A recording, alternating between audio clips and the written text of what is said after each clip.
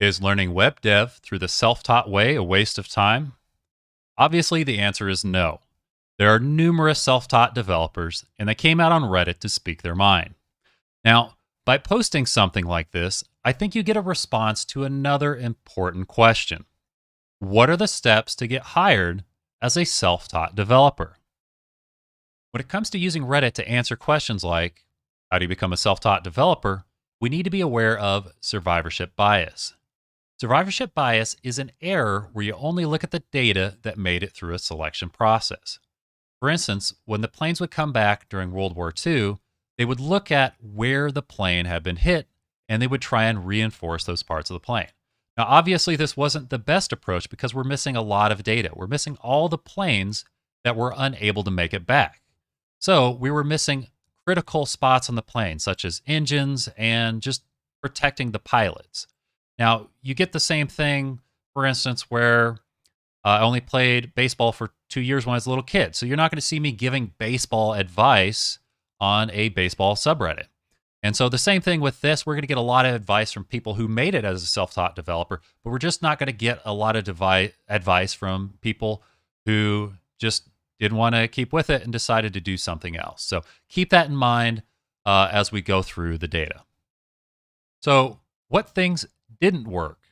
Well, only reading, too many tutorials, lots of notes, boot camps, which these can all be really good things, but if we're never actually building or creating anything, well, we're not actually learning how to apply any of these skills.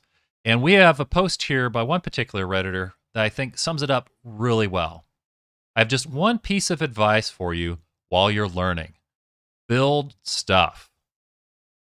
That is, I read book upon book, watched video after video, took notes, etc. I was able to talk about things competently and all that. But when it came down to sitting in front of a blank code editor and building something, I couldn't do stuff. I didn't realize this until 6 months into learning, haha. And what you'll notice if you go through this Reddit is that this was a very common theme, that you actually have to build and create things to know that you can actually apply these skills.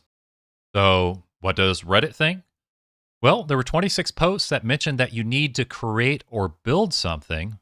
There were 13 posts of why you need a portfolio, especially for your interviews. And your portfolio is just going to contain your projects anyway, so maybe these two lines should be combined. There was also a lot of discussion about how everyone is self-taught. It doesn't matter if you have a CS degree or if you start off self-taught. To keep up with the technologies in this industry, you're going to have to continue learning, and a lot of that's going to be on your own. There's also a lot of talk of learning on the job. So if whether that be just opportunities that come your way, maybe fixing a website for the company you already work for, maybe picking up some work on Upwork, or maybe even working for a web design agency, which may not be the greatest pay, but it's something that gets you that experience. So there were a lot of 11 responses that talked about that as well. And of course, we have eight posts for online courses. Mentors are always good. Showing passion for it. Now, I believe these were posts by recruiters, or people hiring people saying, they look for people who have a passion, for programming. And that is apparently really big for some of these people who are hiring for these jobs. Boot camps, got some talk. Creating your own website was good. And there's also talk about, networking or joining a community like a Discord or just any group in general. I believe this Redditor summed up the overall sentiment very well. Just go out there and make cool stuff and run into problems and learn from them, and you'll be a pro in no time.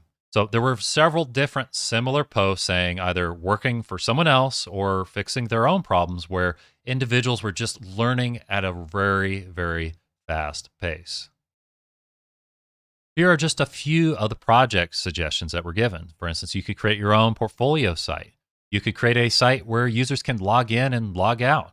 You could implement some form of validation, build something that you would enjoy building, find create a tool that can track your child's milestones as they grow up. Create a static site, implement a lazy image loading, create a website that you like. Sorry, that's a little redundant. More than the usual, tutorial, to-do list that you see everywhere. So that's going to be the big one is create something new or alter it to make it your own a little bit. Create a site to share your mom's recipes, and give it the ability to ban your uncle for being a bad actor. And finally, find a problem, fix a problem. The big thing is you want to be able to convince the interviewers that you didn't just copy and paste something, and that you're able to take an initiative and just build something. So we had 10 posts in favor of the self-taught route, and we had 7 posts in favor of the traditional university route. Now, obviously, both of these are valid solutions depending on your needs. Now, if you do a lot better in a well-structured environment, you might want to take a look at the, getting that degree. On the other hand, if you keep yourself on track and you're dedicated, yes, you can save yourself some time and money. One thing to remember is that after you've had like 2 jobs, on the resume, they're going to be looking at the work history a lot more than the education section, most of the time. So just something to be aware of. But for getting that first job, yeah, the education part and the projects is definitely very important. Now, as this Redditor says, even if you have 20 plus years, you're going to have to keep on learning. So just a word of caution, if you don't see yourself as a lifelong learner, well, you might want to be careful going into this career path. So you've been warned. So how long will it take to land that first job as a self-taught web developer? Well, we're going to have numbers as high as, 3 years and as short as 6 months. Now, the average is going to be about, 1.5. I think it's going to be a little bit more than that because, this is online. More people would probably enjoy bragging about getting a job right away rather than, saying, hey, it took me significantly longer than the average person. So that's just my guess. You let me know what you think. But one thing to end on is that as we go through these courses, there's going to be a lot of focus on building projects and filling that portfolio and just focus on applying skills. This isn't just extra busy work. I hope you see that this is necessary for, landing that first job. If you like the content, the greatest thing you can do for me is share it with someone else. It would be greatly appreciated. So I hope you enjoyed it, and I'll see you in the next one.